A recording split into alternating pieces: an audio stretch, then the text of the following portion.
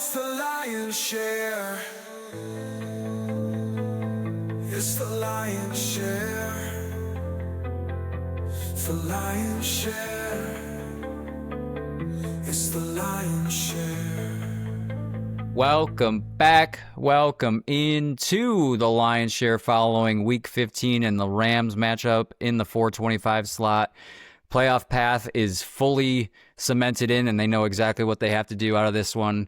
Lions lose another close game this season. They lose today to the Rams, and the KB and TB, that is Kevin Burkhardt and Tom Brady curse, continues. They were 0 for 3 with this crew coming in. Now 0 for 4. Lions fall to 8-6, and like I said at the top, they must win out and get some help to still make the playoffs. They're not dead, but they're marching towards a tough spot. Guys, tough loss again today. It feels like we've had too many of these this year after only having 2 regular season losses last year. Now at 6 for this season. It's a tough spot to be in. What's your story from the day today against the Rams? Defense, non-existent. The defense outside of Hutch's interception, they just really couldn't do anything. I mean, I don't think did the Rams punt one more time the rest of the game after that? Someone can correct me. It's pretty irrelevant, but the defense just was not a factor today. Yeah, that's like literally just it, and that was the story of the game for me. Was you did everything you needed to do except get off the field on a third down or have a stop, or you know what I mean? Like, come on, or a fourth down, I might add. Yeah, or that. Like, you did everything you needed to do except get off the field. The Rams running back, Kyron Williams, averaged 5.2 yards a carry. Corum averaged 6.5 yards per carry. They combined for 149 yards on the ground. Stafford had 368 yards in the air. Ouch. Jeez. Totaling 519 yards of offense for the Rams. Yet another team goes against the Lions defense and puts up 500 plus yards. So it's a tough spot, and it's a secondary that's banged up, and we knew we were going to have the Legion of Whom, hoping to have the Legion of Zoom. It's just gotten so thin at secondary, or I should say even at specifically just the safety position with Kirby Joe out for now, this was his 8th or 9th game. Brian Branch done for the year. It's just, you got some of these guys out there, we don't even know who they are half the time. You see numbers. What? Sorry, Ben. No, go ahead. I apologize. I thought I was muted. I knew it was a reverse mute monster. The old RMM reverse mute monster on a Sunday evening. Well, if you want to watch that hilarious moment, shout out to the YouTube. You can always watch every episode on YouTube, and you can watch us on Spotify video if you have that feature. Don't forget to like, comment, and subscribe if you can. We really appreciate it. Thanks, shareholders. But yeah, that's all I really had to say about the secondary. It is a beat up secondary. Of course, no excuses. You knew that this Rams team was going to be good. You knew they had a prolific offense, and I felt like the Lions told you guys. I took Mitch's line. Shout out to you from a couple games ago where I said they needed to score 40 plus, and they didn't do that today. They got to 34, not quite to 40. Rams got to 41. Felt like the Lions had a good game plan coming into this one, good script, and the Rams adjusted and the Lions did not. And that was a big reason why the outcome was what it was. Going to have to draft some help at the offensive line position in the offseason. Offense got a little too conservative there in the third quarter, and Rams are a good team, probably on their path to the NFC Championship. But this one still hurts just for all those reasons, and Stafford finally gets his revenge against the Lions. Yeah, I think that makes him like, what, 1-3 now? I believe so. I think his odds are now he's minus 300, finally minus 300 to win MVP this year. Yeah, that's tough. But I mean, hopefully, is this his last season, you think? If they win, yeah. You think so? That's what I was thinking. He's playing so well. He's been healthy all year. I guess, yeah, if they win, What's left to prove? If they win, he's done. But he's such a family guy. I don't even know if a deep run, maybe he definitely contemplates it. But like to your point, Mitch, I mean, he's having an incredible season all the way and deep into this career. So why not try to go one more if you don't? Maybe you're right. I mean, if he went, I would say, let's just say he wins NFL MVP and they win the Super Bowl, yeah, there's nothing left for him to prove. I mean, especially if they get another ring, obviously he'd rather have that. But yeah, I think now that you said it, Ben, if he wins MVP and wins another Super Bowl, why not? You've peaked right there. Yeah, it's a perfect ride off into a sunset moment, I think. We say that, but you like these NFL quarterbacks, man. It's like you see it with Phillip Rivers, you saw it with Tommy Brady. We're gonna call him Tommy now. Reporter is Tommy. But like, they just can't seem to want to hang it up, right? Like, and they just come back for one more. We see A-Rod coming back from the Achilles tear, not looking like the hottest, not the worst, but like nothing. What do you have left to prove at this point? I guess that's the counter argument is he, his competitive nature is going to make him want to come back. But look at some of these guys that have come back. Tom Brady after unretiring, Aaron Rodgers should have hung it up a long time ago. It's just not working out for them. So I don't know. To me, it's an obvious choice, especially if they win the Super Bowl. Being why go out another year? I know that the Rams have a really good core team and seemingly are going to be good for a while. None of these guys are old by any means outside of Stafford, so they're going to be good for a while. So I could see the allure of wanting to come back, though. I think if they win a Super Bowl or he gets MVP and then they make at least make it to the Super Bowl, that probably gets him into the Hall of Fame. If he wins the MVP and he gets another ring, he's definitely in. But I think either or probably get him in too. Numbers wise, he's through the roof on so many statistical categories. Yeah. Who did you say was the second Drake May. Best odds for Drake MVP? May, I think is plus 400. And he didn't. I think he's plus 400. Didn't have a win today. Had a pretty good first half in that game. I didn't see his final stat line, but certainly Stafford with a better day today is going to increase his odds, right? Win wise, yeah. I mean, Stafford yards, I guess 2-1 though, still not bad. But yeah, Rams look good right now. Obviously, they lost Devontae Adams today. That stinks, and hopefully he's at this point they are in the playoffs, so you got to think they're just going to rest him until the playoffs. And depending on what this hamstring seems like one of those injuries that just plagues wide receivers for an entire season whenever it happens. Then Nakua's fine. I think I texted you guys right away. I was like, yeah, it's definitely cramps. McVay is ripping into the hydration team on the field, which I thought was hilarious. Yeah, tough loss, but I think, how do you get rid of the entire training staff? How does it happen? 2 years in a row we're doing this. Well, can we do open tryouts? We talked about open tryouts for some of the positions, but can we do open tryouts for the training staff? Or just bring in some outside sources and just have a conversation on what they're seeing, and have an outside evaluation on this. Bring in somebody else and have them bring in their team with them. Something's got to change. Yeah, it's something. It's a weird situation. I've never seen so many of these weird injuries. And it was kind of a day for injuries, although, I mean, the Packers had how many injuries today? Mahomes, ACL, also. I mean, there was a lot of injuries today across the NFL. It's a rule of thumb. I'd never really go on record feeling bad for Packers fans, but as we kind of felt last year, having your premier pass rusher go down and then the season is just not what it was.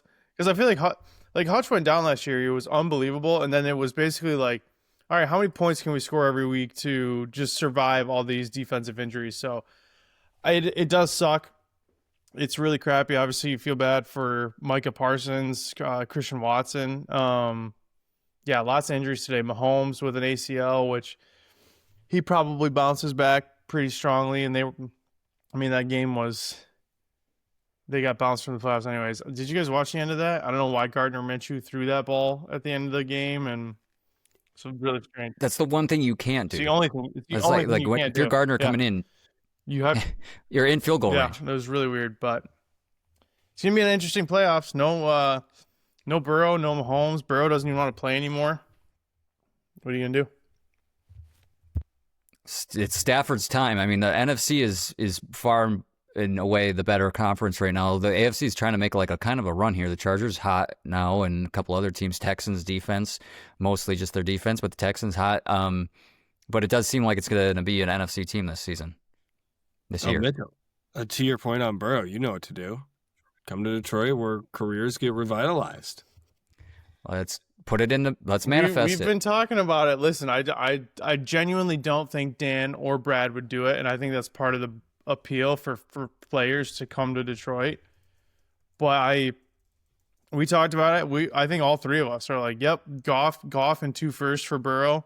Or Andrew, I liked yours, Goff, Branch, and what'd you say? Goff, Branch, a first and 2 seconds. That's fine with me. Again, Burrow is entering the prime of his career. He's never had an offensive line. He's never had a franchise that gives a damn about football, just in general. I think if it's like what's the baseball stat? WAR. Burrow comes in and like, if you swap Goff and Stafford right now, the Lions probably have the Rams record. If not better.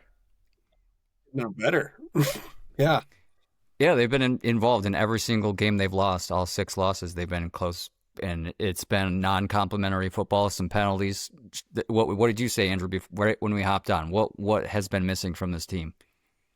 Oh God, you're gonna do this to me again? Before we hit record, what did you say? Something hasn't been SHARP? Sharpie? What hasn't been sharp? The little things haven't been sharp. The details. Yeah. The details. There it is. You're right. I did say that. I quit. I'm done. I'm done. I'm Sharpie.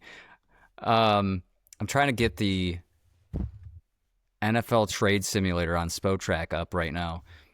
What did we hint at? Brian Branch and Goff for Burrow? Yeah, it really kind of sucks with Brian Branch taking the Achilles, but I mean, even before he took that, I think both you Bengals won't pay him anyways. He'd play next year, and then they'd have to pay him. That's the thing, is that's relying on them giving him a contract, but like you're giving him a promising young defensive star, which is kind of what they were asking for what's the defensive end that just got hurt? Trey Hendrickson. Yep. Yeah, there you go. So, you guys, I feel like my biggest thing today is I think none of us were going to put on our predictions that the Lions were going to lose, but we all kind of expected it. But it hurts way more because you put up 24 points in the first half after you miss a field goal, and you were up by 10, and then you just wet down you just kind of like the game just eroded away and away from the Lions, which with Dan going away from some of the stuff that was working in the first half, just trying to force feed Gibbs. And I get it, right? Like you have to get Gibbs the ball, and it's probably like a hindsight's 2020. If Gibbs breaks one of those long ones that he likes to do, I probably am not saying it as much, but it wasn't working. And, you know, it felt like the play calling in the second half just wasn't there as much. That's why this hurts more than it should have. Also, if it's a field goal longer than 45 yards from the right hash, do not march Bates out there. He's not good from the right hash. He likes to make him as close as possible, even from the left hash. That's the hash that he likes. But I don't like him out 45 and out from the right hash. It's no good. It's a diaper kick. But yeah, listen, I expected to lose. Yep. Played a great game, fun game for the average NFL fan today. Was probably a lot of fun. But having a 10-point lead, 24 points at half, and kind of letting the game really, really get away from you with the momentum, it was tough to watch. Well, not only that, just to like add to it, right? Like you gave up that lead. Not only did you give up the lead, you couldn't even make a field goal to kind of stop the bleeding at any point and keep yourself within the game. And then just as it pretty much gets out of control, you decide to throw some points up. And like and I get it, like you can't stop fighting, you got to do your thing. It's just like that's the roller coaster of these games where you can almost see it happening, but They do just enough to bring you back into it to give you some hope that you don't want. It's been that way all year. Story of the season, right? Man, that's gonna be a chiseled jaw here. All those games last year, they win games. These win a lot of close games, grinded out gritty wins, even with all the injuries that they had last season. It just seems like they can't overcome themselves and the injuries this season. Just it hasn't worked out. Has been an unlucky season, but no excuses either, right? They could have won a lot of these games, and like I told you guys off air, it's really hard to make the playoffs, win your division when you lose divisional matchups. That especially that Vikings loss really hurts right now. Inexcusable loss. That's the most jarring one for sure. You got to get at least one over the Pack. And now you're staring at a really hot Bears team that's you put up a 50 burger, but you're still scared of them. Yeah, a different team, I might add, from Ben Johnson over there. He's gotten a lot out of those players over the stretch of this long season. Back to the injury front, though, like if Mahomes tears his ACL December 14th, that means he's missing at least a couple games, right? To start the season next year?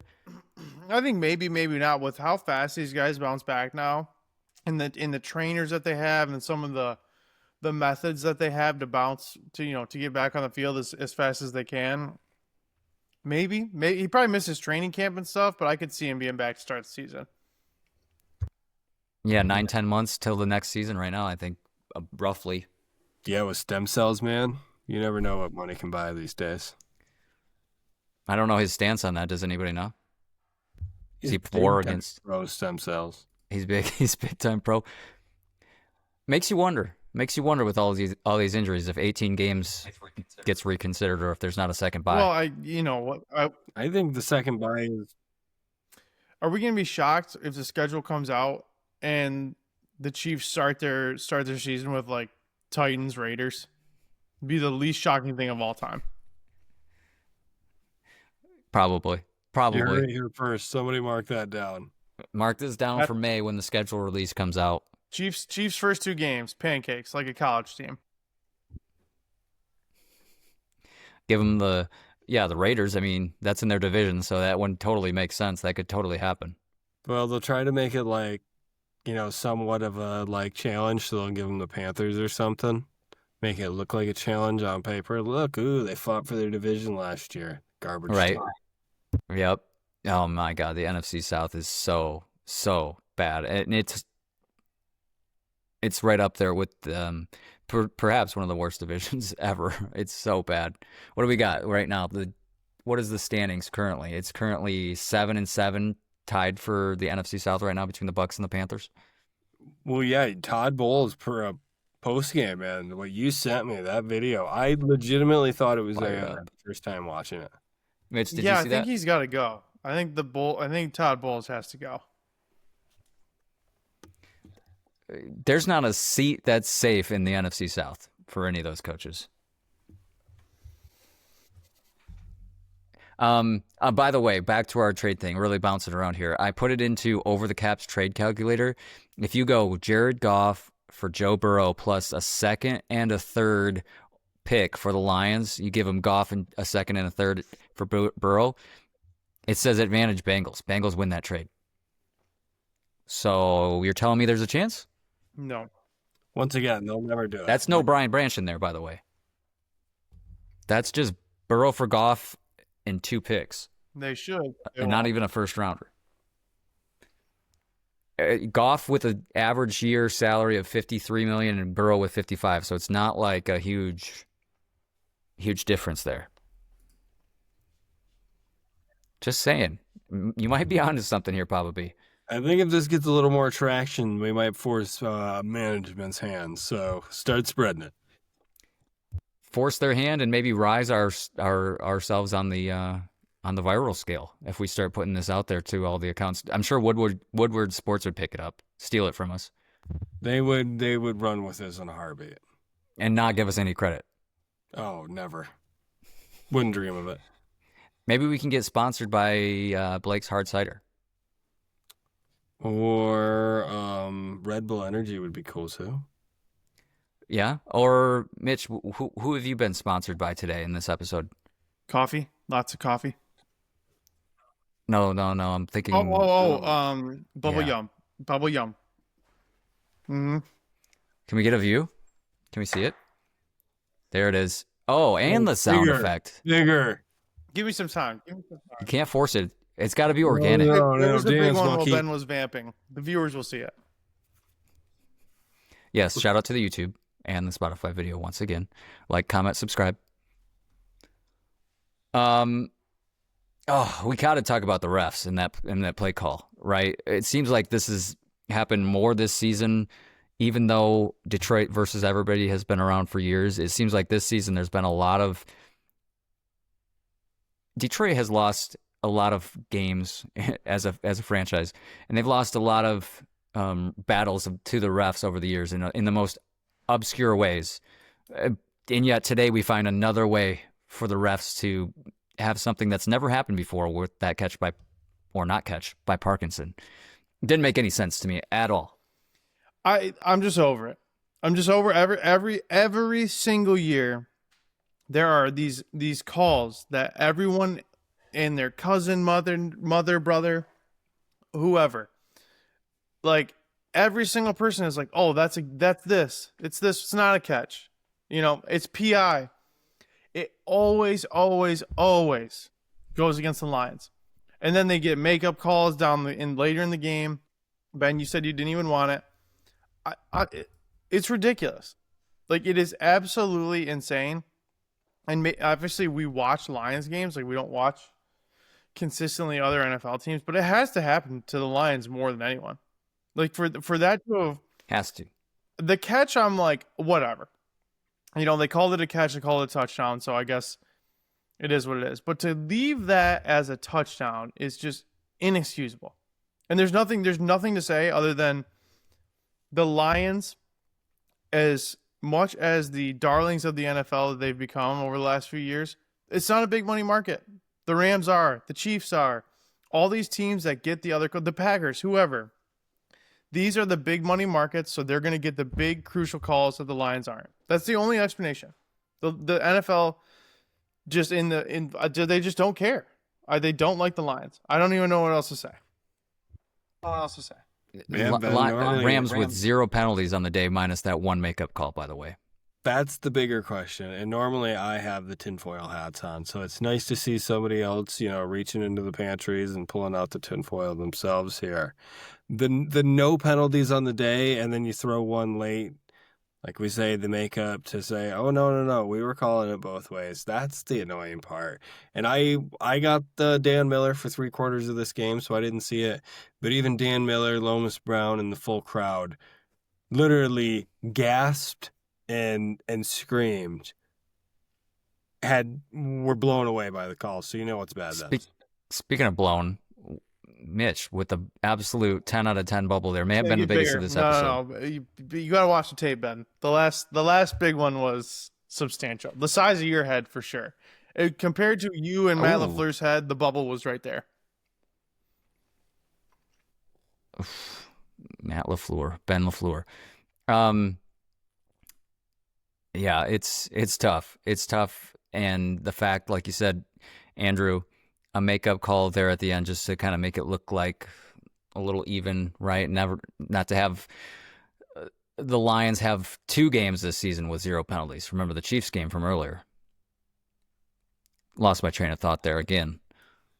Mind you, with the bubble making we've got going on next door. I got nothing left. Yeah, I got nothing left in the tank. It's fun season now. Lions have to win out. They're already they need help from XYZ, whoever. It doesn't matter. We get to play spoiler now and hope that we get in the wild card and the momentum takes us to the rest of the year. I have no hope that Kirby Joseph plays the rest of the year. The fact that he's not on IR should get someone fired, at least one person fired, if not 2. And no coffee for Dan for a day for not putting Kirby on IR. Like, the season has just, it's been fine. I'm like 8-6 is good. They've been good, but just the things that have happened and the way that they have transpired is got me irrationally upset. And you know what? Greg Ragnow should be Mismanagement, fucking boys. ashamed of himself. Phillip Rivers is a grandfather and passed the physical. You made a big spectacle about coming out of retirement, and you failed your physical. What was it? You had a grade 3 hammy, and you didn't know you had a grade 3 hamstring injury? Probably not, sitting on the fishing boat. Or in the hunting blind, up in the tree stand. I saw something about that this week in base. He said maybe it happened in conditioning. I can't recall. I forget. But yeah, unlucky season continues across the injuries, the team.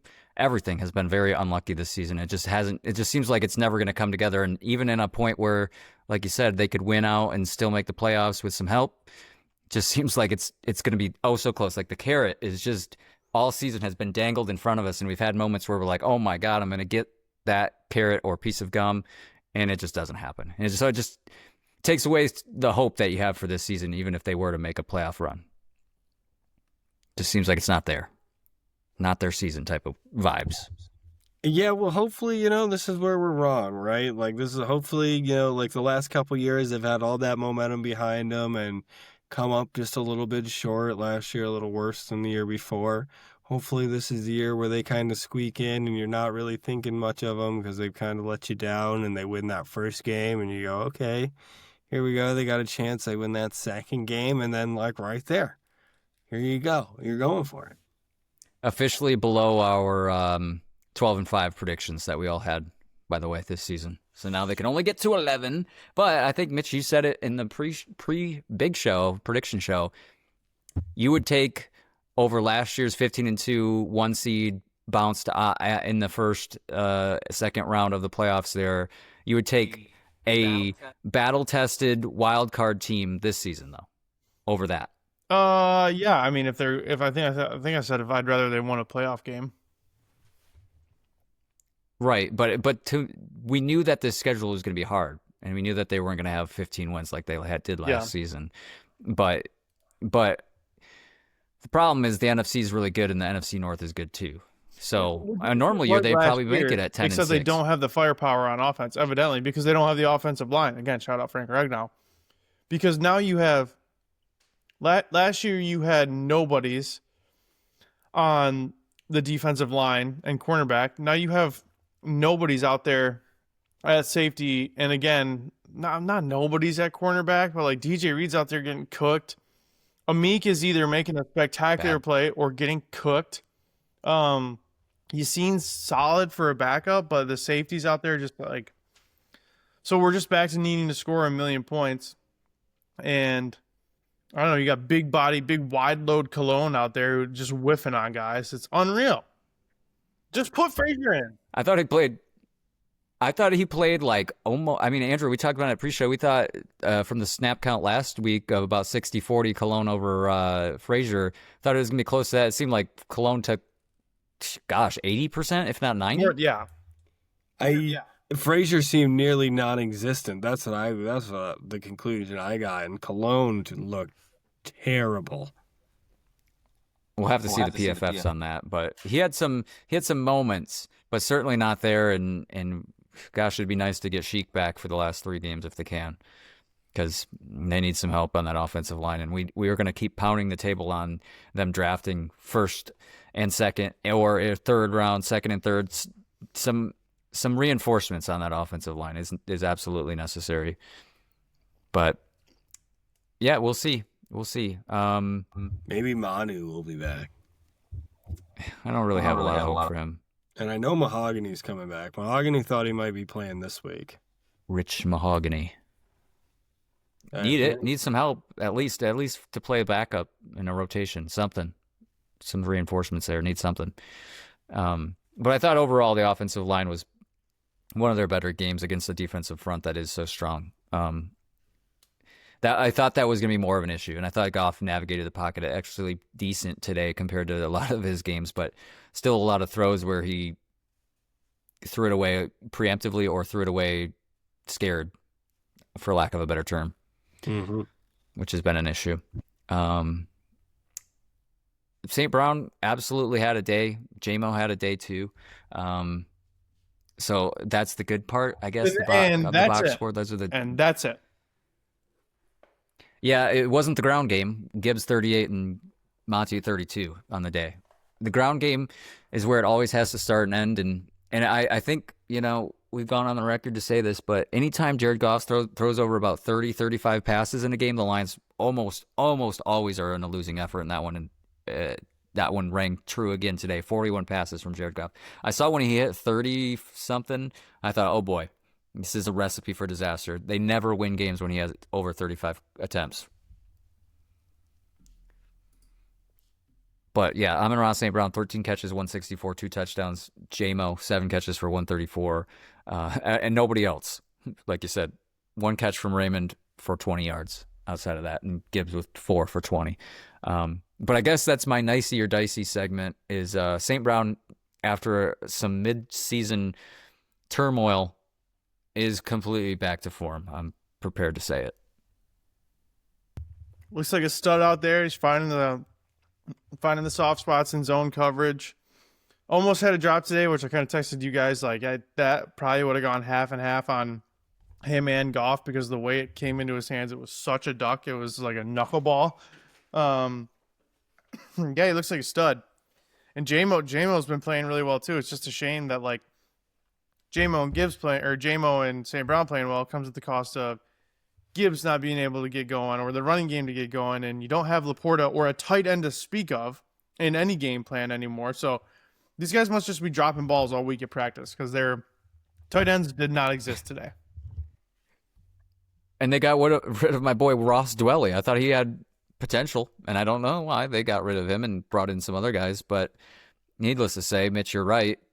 Once again, that's kind of been the story of the season. Not complimentary football. Like, they're getting great games out of 2 guys, and then other guys aren't able to get going with Gibbs and Monty. And all season, it's been that way between the offense and the defense, not helping each other out, but also all the levels of the offense and all the levels of the defense. Just, they can't seem to line everything up. They haven't had they've had very few moments where everything has looked sharp and all together. They've had everything look individually sharp, but it hasn't all come together this whole season. And you thought that was gonna just eventually start to happen as the season goes on with this team leadership, but it just hasn't. It's just not been their year. It absolutely has not been their year. We got 1 INT from Hutch today, so we dropped 1 off the turnover counter. Andrew, need 15 more in 3 games. Now we need 5 a game. It's looking dire. Not unattainable, but dire. Dire's a good way to put it. Last thing before we talk about Band Player of the Week regarding the refs, I wanted to ask you guys this. It just seemed like that, and when they lost to the Chiefs, seems like something happens, right? When these calls from the refs happen, the wind totally gets taken out of their sails. Completely different team after that today. Obviously, it took the quick score from the Rams right after that, too, to just really, really beat the dead horse. But something about this team, I don't know. It's been a tough year. Band Player of the Week? St. Brown, easy money. Papa B? Geez, who do I want to do? As a player, probably Hutch for getting it going early, but then disappearing late. As my wild card, we got to get McVay's crazy eyes because his eyes were going crazy, per usual. All right. I also have St. Brown. I will add another vote in his column. Just an absolute day from him after Gibbs has been going off on this team. Gibbs takes the back seat today and St. Brown goes off. So good to see it. Hopefully the Lions can win out and maybe make some noise and build on this connection that St. Brown and Goff have reestablished, but also connecting with J-Mo a lot today too. And that's been, I told you guys, 3rd down, he's been looking to St. Brown over the years, and now as of late looking a lot at J-Mo, and that's been good to see. That has been good to see. Shareholders, vote down below on Spotify and right below the player if you want to vote on who you have as your BAMS player of the week. S in BAMS is for shareholders. Guys, you ready? Should Tommy roll the halftime capsules? Dare we say? Going blind here. No notes. Throwing the ball to the dog. Let's see what we can do. Lions up at the half, but a close one. And we're getting the shootout we thought we might get here. Statistical categories all very even. This game has been very punch, counter punch. Difference maker in a few plays. Hutch with an INT was huge. Got to win the turnover battle every week, but most importantly in the games like this, it's going to be huge. St. Brown doing St. Brown things. J-Mo, incredible work out there. Goff actually navigating the pocket pretty decently. So offense, man, not a lot of notes there. Got to keep it going, though. You're going to need probably 40, if not 35 plus in this one to win this one. Rams are making the connections on offense, against the Lions defense, I should say. And Puka Nacua has been a problem, and DJ Reed has been a problem on our side of the ball. Second half, Rams get the ball. Defense, man, a stop would be huge. It's always huge out of the half, but in a game like this, could be the difference maker. Let's get a turnover, too. Doesn't have to be on the first drive, but a turnover at some point. And the offense, just keep doing what you're doing. We're in a battle here. We're in a battle here out in LA. Let's go Detroit. Let's go Lions. Halftime capsule, Lions 24, Rams 17. Offense looks good. Really like the play calling so far. Waiting for Gibbs to get loose on one, but St. Brown's having a huge day. J-Mo's having a good day. Goff looks good. I can't wrap my head around why he wouldn't just tuck and run on that last drive. Obviously, it all worked out, but dude, you got to use your legs sometimes. I don't understand it, but overall, obviously no complaints about the offense with 24 points in the first half.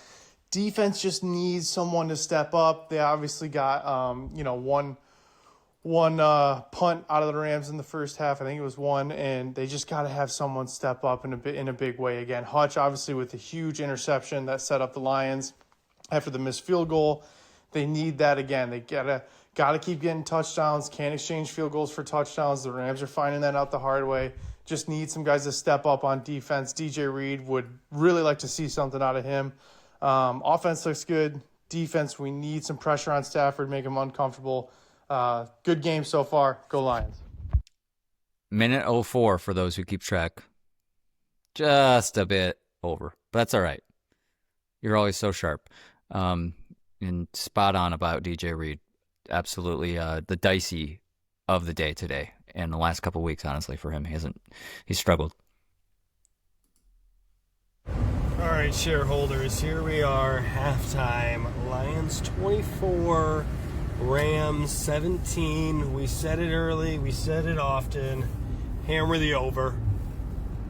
Let me take it back a second. Right now, we are on the road coming at you, back from the holiday party.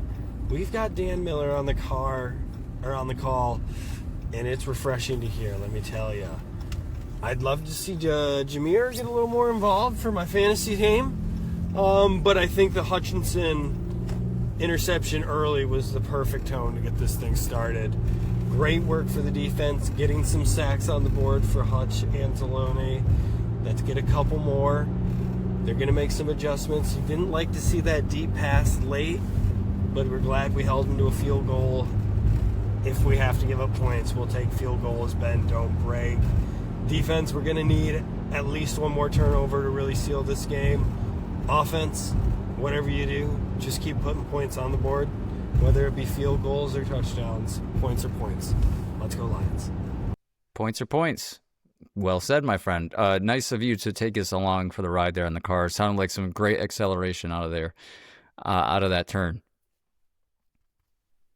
Yeah, she might need to be in the shop, but she's good for right now. We got a lot of issues with the cars lately, it seems like. When you're dealing with these harsh Michigan winters, man, you never know what's going to happen. Don't take it to Jiffy Lube. That's why we're gritty. It's not gritty lube, that's for sure. Pause.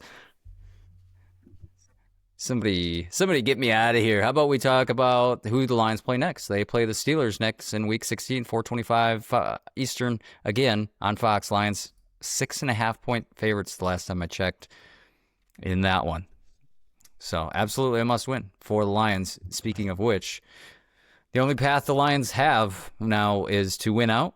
They need Chicago to lose at least one to Grand Bay, or also known as Green Bay, or San Francisco. They have them the next 2 weeks. Lions need a loss from Chicago there, and then Chicago versus Detroit. In Chicago, Week 18 becomes winner gets in.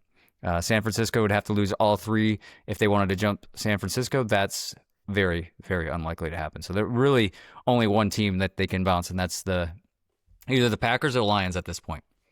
Or Packers or Bears. Excuse me. So that's where we're at. Any thoughts, guys? Sad.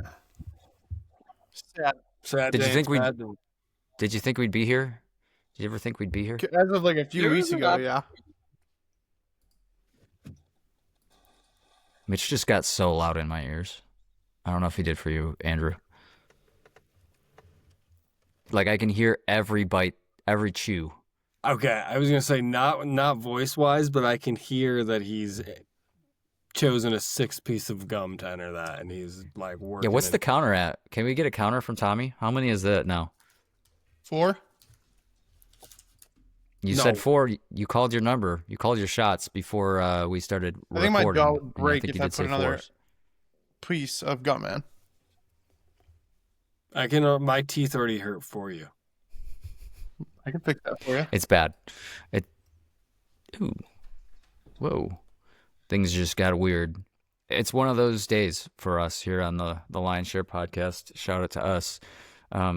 Always hard to be here after a loss, and even more so when today's comes in a moment where the Lions couldn't afford many losses for the season to remain, and this is the kind of content that you'll get out of us. Right now, pulling up the New York Times. Right now, sitting at a 26% chance to make the playoffs. If they win out, 94% chance to make the playoffs. So the numbers are favoring the Bears to lose a game here or 2. So we'll see. Chicago's on a stretch right now. You know what? Who else is on a stretch? It is us in the pigskin spin. Not one of our best weeks. Collectively, we went 1-5. Mitch getting the one lone win with the Bills' comeback victory over the Patriots. Congratulations to you. Now that notches you up to 17-9. Still not in double-digit losses yet. The only one left, Papa B, with double losses with the Panthers and Browns. 15-11. Now he sits, and I sit at 15, or 500, I should say, at 13-13 with 2 losses, the Giants and the Bucks, and I told everybody to pick the Giants to win. So I feel a bit liable for that. So that's on me. Got to be better. I'm going to put my head down here for the last 3 weeks. Got to win out. Just like the Lions, I have to win out as well. I believe in you, Ben. Thank you. I don't know if I believe in you believing in me, but I believe that we can win. I'm going to have to be real sharp on the pigskin. I'm going to have to grease that wheel before we start just to make sure that I'm getting all the matchups that I need. But we're at the point in the year where the wins and losses are a little bit easier to predict because some of these teams are tanking or all but done. But, yeah, I told you guys off air or maybe on air, Seahawks, Rams this Thursday night is going to be huge. Stafford and the boys are going to be on a short week this week, and that means likely, obviously, Devontae Adams injured in this one, likely not going to play on that short of notice, I'm sure. So we'll see. But about time we get a good Thursday night matchup. It's been a couple weeks since we had actually something decent. So I'm looking forward to Rams Seahawks in that one. What'd you Rams, think of the Thursday game last week? Something just happened. I did not have a good time with that Bucks Falcons game. Week before last. Oh, I felt good about that one. Yeah, I felt great about that one. Did an earthquake just occur somewhere? What just happened? I'm not sure. Could be worse than that, perhaps. Was this did that crash occur in a different time zone, or was it Eastern? It was Central Time Zone is where it occurred. Yeah. That's a good way to put it. Yeah, it's not good out here. You gonna check on that? Well, good thing is we're entering closing time and we're almost out of here. So, meow. Oh, don't. What? That's a little premature. Oh boy, Yeah. oh boy. Premature there, my friend.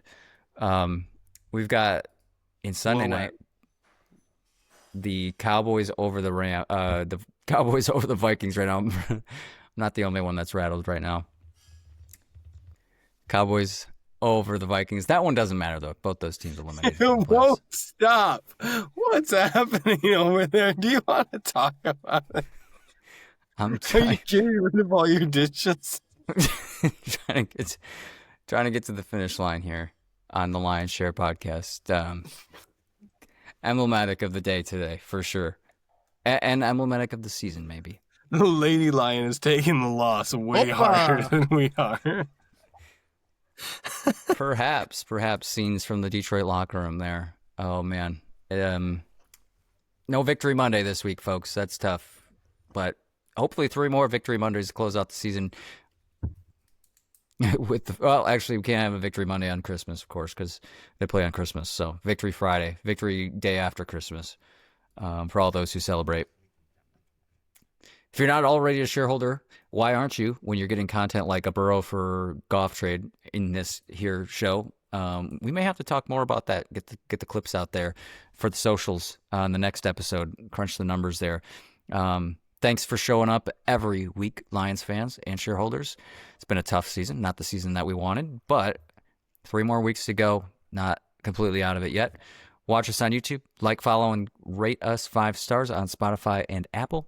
Follow on TikTok and Instagram for the short form. Guys, anything else from the NFL? Kind of a wild day today, as always. AFC is still wide open with the Bills win over the Pats, though. Yeah, AFC's wide open. Denver with the 1 seed right now as it stands at 12-2. Yeah. Got the win over the Pack. Packers season just got wildly different. Gasoline fire. Yeah, I mean, I guess now that I think about it, if the Packers, could the Lions jump the Packers at this If the point? Lions win out, Pack lose out. If the Pack, even if the Pack win Week 18 against the Vikings, if they lose to the Bears next week and lose to the Ravens, the Lions would jump them if the Lions win out. So Packers Easy could going. lose. That's our best bet. You think that's got more odds than the 49ers beating the Packers beating the Bears? Either one of those? No doubter. Okay. All right. Put it here first. You heard it here first, I should say. Well, as it stands right now, the 1 seed would be the Rams, 7th would be the Packers versus the 2 seed Bears, 6 seed Niners versus the Eagles, 3 seed Seattle Are you Seahawks, 5th okay? seed versus Tampa. Me? 6 seed and against the 3 seed. I'm being mean. Does he not And- sound funny, Andrew? Do I sound robotic? A little bit. I don't hear it. Okay, well, you're not paying attention. So if I had anyone else to ask, they would agree with me.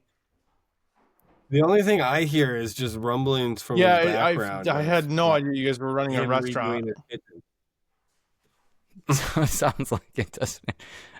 I got a little ghost kitchen going on here. Anyway, before I was so rudely interrupted, that's your playoff picture update. Next time we'll have Mitch run that one.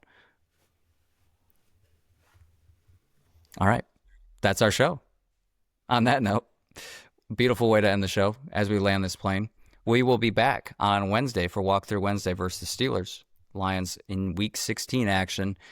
And we'll have 3 more weeks of the Pigskin Spin. So we'll be back with the Pigskin Spin, talking about a Burrow Goff trade and a Lions preview versus the Steelers. That's all. Let's go Lions.